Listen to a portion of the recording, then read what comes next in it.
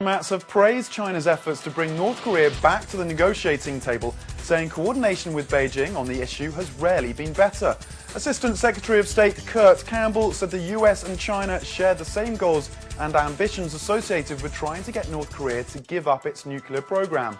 Pyongyang announced it would consider re-entering the six-party talks on disarmament following a North Korea visit by Chinese Premier Wen Jiabao this month.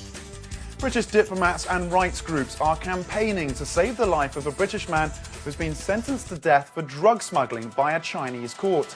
UK authorities say there is evidence that Akmal Sheikh is mentally ill and are calling for the death sentence to be dropped.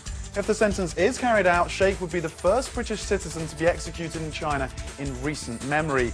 Lawyers for the 53-year-old father of three say he was suffering from psychosis and had been tricked by criminals when he was caught bringing nearly 9 pounds of heroin into China 2 years ago.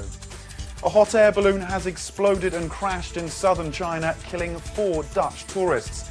A 5th Dutch passenger and 2 Chinese balloon operators were injured in the accident. The balloon was flying about 20 miles south of the town of Yangshuo in the Guangxi province.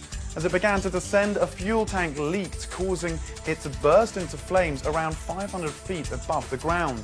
Local police confirmed that 2 couples had died.